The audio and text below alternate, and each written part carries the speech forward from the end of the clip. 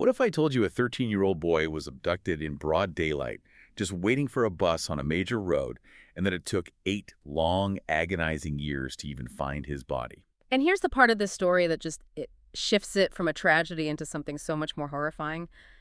The man who took him, Brett Peter Cowan, Hmm. he wasn't a fugitive. He didn't run. No. He stayed right there in the community. He actually joined some of the search parties looking for Daniel, pretending to help this devastated family that he himself had just destroyed. I can't even imagine that. The coldness, the betrayal of it, knowing the killer was right there, looking to Daniel's parents, Bruce and Denise Morcombe, right in the eye. It's almost unthinkable. Daniel Morcombe was just a kid. He was born in December 1989. His life was stolen from him on December 7, 2003. He was on his way to buy Christmas presents for his family. He never came home. This case, it really goes beyond a single crime, doesn't it? It's about a whole system failing and then this incredible, almost unbelievable police operation to fix it. Exactly. This isn't just a story of a monster. It's a story of systemic failure, but also of incredible investigative ingenuity and eventually a legacy of change. This case literally changed Australia's laws. It exposed exactly how predators can manipulate the very systems that are supposed to contain them. Welcome to Whispers of Crime. We're going to be exploring the murder of Daniel Morcombe today, looking at everything from the investigation to the killer's background and the incredible legacy of reform this tragedy inspired. And we really have to start right at the beginning. That's Sunday afternoon, December 7th, 2003. We're on the Sunshine Coast in Queensland, Australia. Right. And Daniel, he's 13. He just has a totally normal plan for the day. So completely normal, a mundane teenage plan. Go shopping for Christmas gifts. An ordinary, everyday thing that just spirals into a national nightmare. So tell us about his route that day. Why did this specific moment, this specific place, become the flashpoint? Okay, so Daniel leaves his family's home. The plan is to catch a bus to the local shopping center. He walks down to the bus stop on Nambour Connection Road, which is right near an underpass for Keel Mountain Road. But the critical factor, the thing that sealed his fate, was just a small timing issue. The bus schedule. He was supposed to catch one bus, then connect to another one. And he missed it. He missed the connection. The first bus was running late, and by the time it got him to the transfer point, his connecting bus had already left. Oh, no. Oh. So he's just stuck there, waiting, in broad daylight, but alone. Exactly. And that vulnerability in a place that's so visible is what makes this so chilling. I mean, cars must have been driving past him constantly. They must have been. It wasn't some remote, deserted road. Not at all. It's a well-traveled road, and witnesses later confirmed it. They saw Daniel waiting there right at the underpass, which sits kind of beneath the highway overpass. And then what? Someone saw something happen. Yes. At around 2:10 p.m., multiple witnesses reported seeing a blue sedan pull up. They saw a man interact with Daniel. Those witnesses would, later provide key details about the car and the driver, but by then it was too late. That was the moment. That was Brett Peter Cowan driving him away. That was the moment. To think a child can just vanish like that from such a public place. How quickly did his family know something was wrong? Oh, immediately. The alarm was raised that evening when he didn't come home. His parents, Bruce and Denise, they knew instantly this wasn't just a teenager running late. They knew. So the police response was fast. Very fast. Operation Victor Juliet was launched that very same night he was reported missing. I just can't even begin to grasp the terror of those first 48 hours for Bruce and Denise. Every single minute that ticks by, the chances of finding him alive just plummets. The horror was, well, it was palpable. The search efforts were massive right from the start. The whole community mobilized. The police treated it as a high-risk missing person case from minute one. And they focused on the underpass. Heavily. They focused on the bus stops, the underpass itself, and they were interviewing anyone and everyone who traveled that road between 2 and 3 p.m. But the critical piece of information, who was the man in the blue sedan, that was just elusive, despite people seeing it happen. So the trail goes cold, but the community is searching. And you mentioned the killer himself was there in those searches. That brings us to Brett Cowan. We have to understand his history because it's so central to why this was even possible. How was a man with his record walking free in 2003? Cowan's history is, it's a damning indictment of the justice and correction system of the time. His first documented conviction for a crime against a child was on December 5th, 1987. He was only 18 years old. 18. And already committing a crime that violent, what were the details? He was doing court-mandated community service for minor stuff, theft and drugs, and he was doing it at a public park and childcare center in Brisbane. You're kidding me. Community service Yeah. at a childcare center. Yes. And during his duties there, he took a 7-year-old boy from the park, lured him into a toilet cubicle, and he raped him. That is just beyond sickening. He was there supposedly paying a debt to society, and he used it as a hunting ground. And the sentence he got, 2 years in jail. But here's the critical failure point. Because of the parole laws back then, he only served half of it. He was out in 1 year. 1 year for that. It's like the system saw what he did and just shrugged. It failed to see the massive risk he posed. And that failure had immediate catastrophic consequences. He was out for only about 4 years when he attacked again, September 1993, this time in Darwin. And this one was worse. It showed a clear escalation in violence, in planning. He lured a 6-year-old boy into an abandoned car yard and sexually assaulted him so violently that the child was left with severe internal injuries, including a punctured lung. My God. The boy survived. He did. He managed to stumble into a nearby petrol station, completely dazed and severely injured, but he survived. When the police investigated that attack, did Cowan confess, or did he play games then too? He was a master manipulator. When the police started questioning men living in the caravan park where Cowan was staying, he denied everything. He even tried to sound helpful, telling officers, "I hope you catch the bastard." Unbelievable. But the police noticed something odd. He was the only man in the entire park who refused to give a voluntary DNA sample. Ah, the red flag. That was the red flag.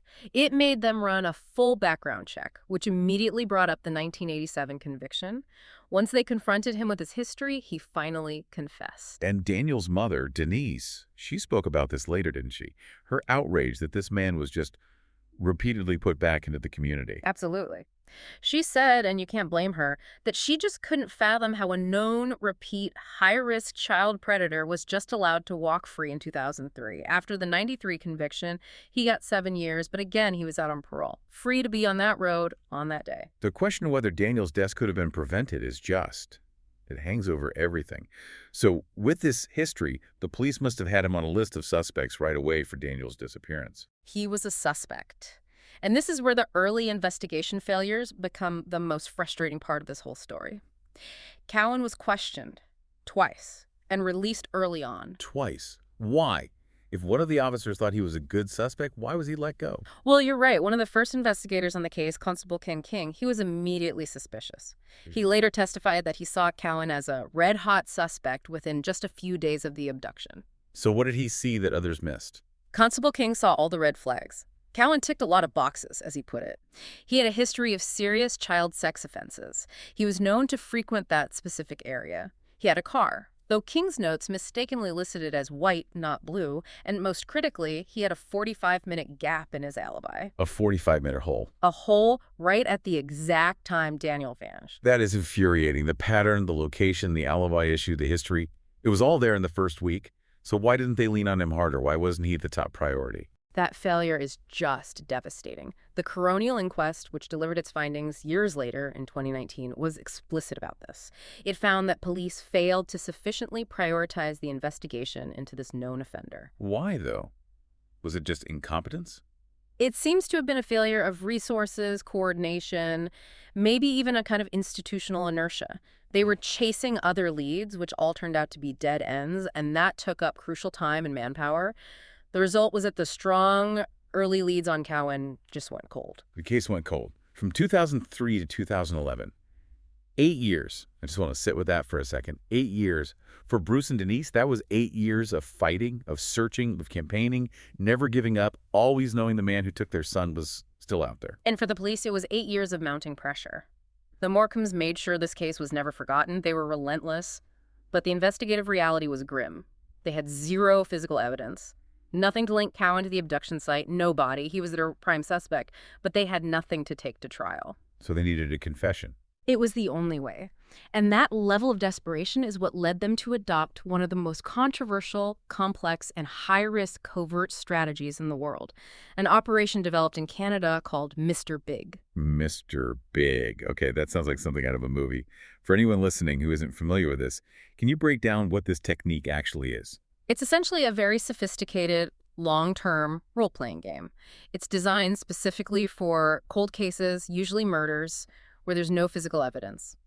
Undercover police officers create an entire fake criminal organization, a gang. They build a whole fake world for the suspect to walk into. A total fabrication, exactly. The process takes months. The undercover officers, or UCs, build a really close, trusting relationship with the suspect. They often prey on their vulnerabilities. Maybe the person is lonely or needs money. Right. They then involve the suspect in a series of fake crimes that get bigger and bigger. Fake drug deals, credit card scams, whatever.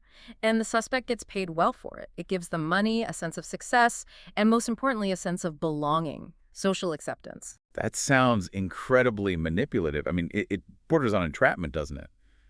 How is that even legal in Australia? That is the core ethical and legal problem with it, and it's why different countries treat it differently. In Canada, where it came from, the courts became very, very wary of Mr. Big confessions.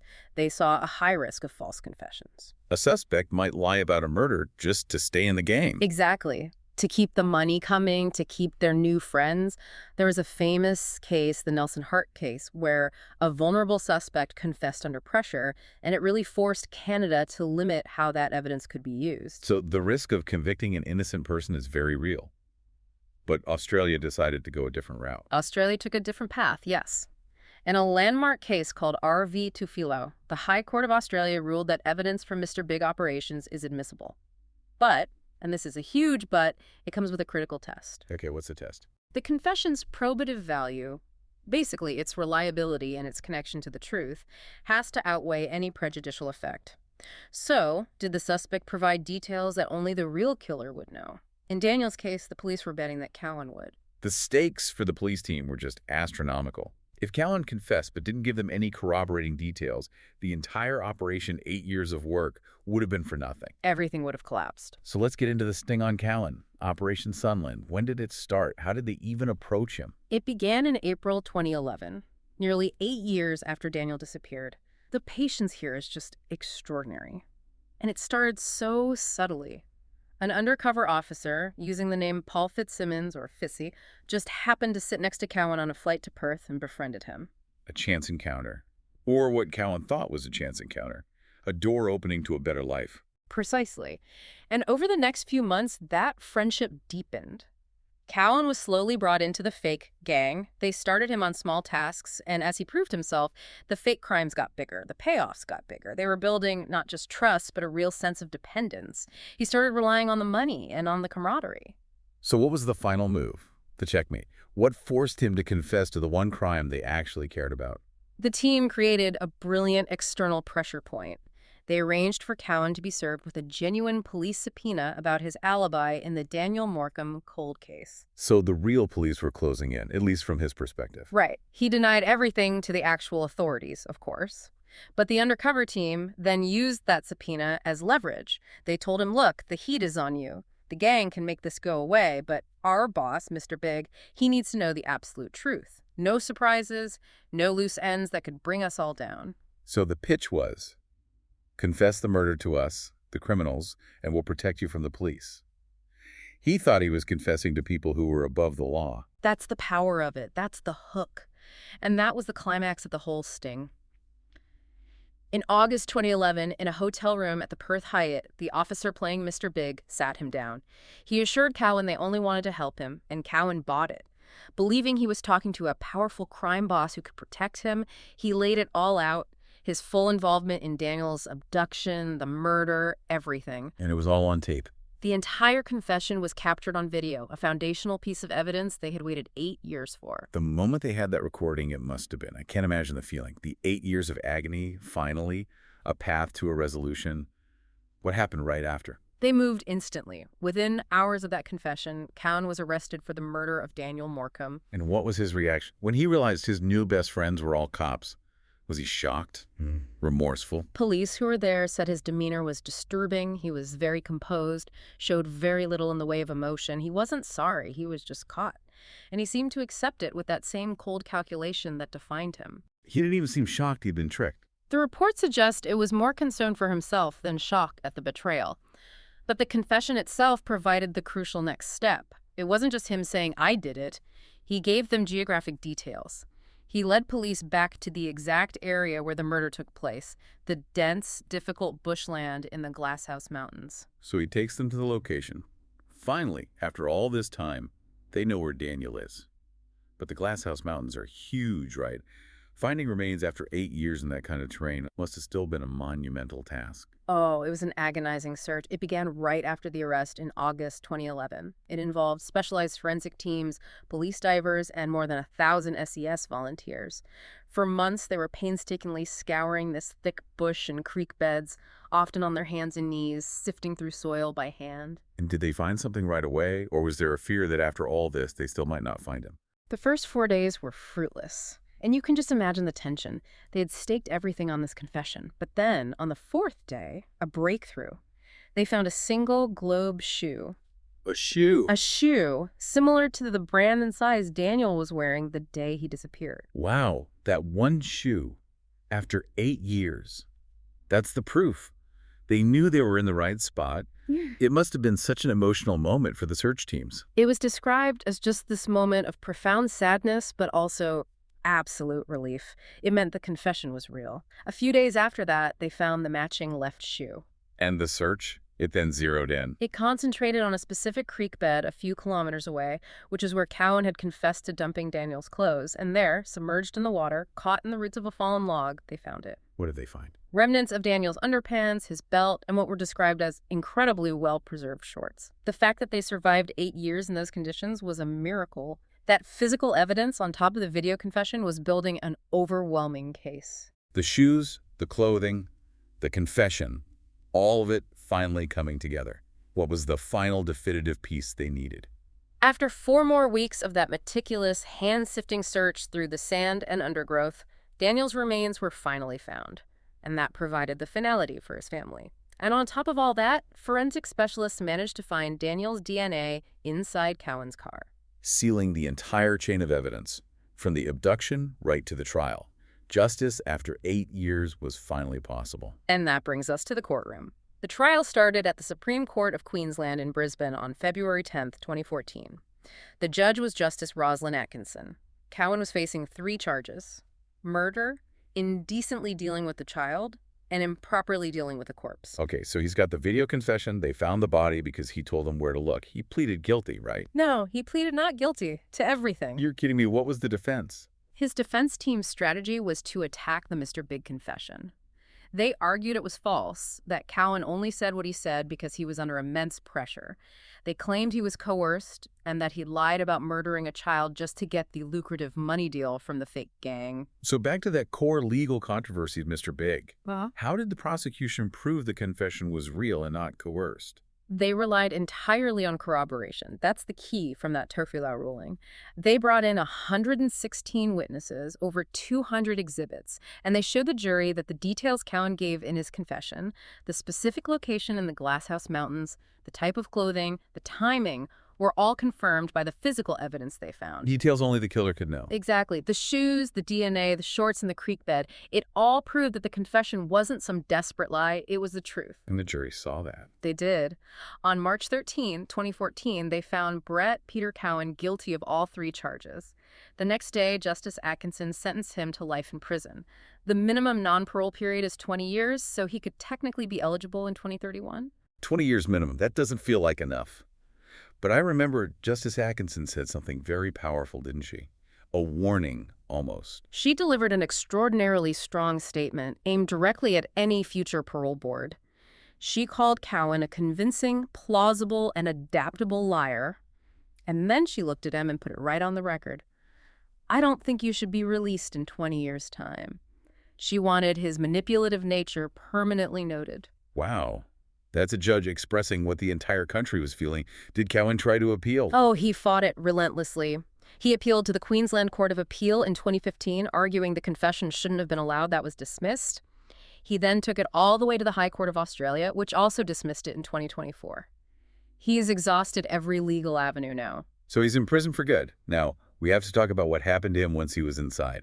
His crimes made him a very specific kind of target, didn't they? Absolutely. There's a sort of grim hierarchy in prison, and child killers are at the very bottom. The revulsion the public feels is amplified inside.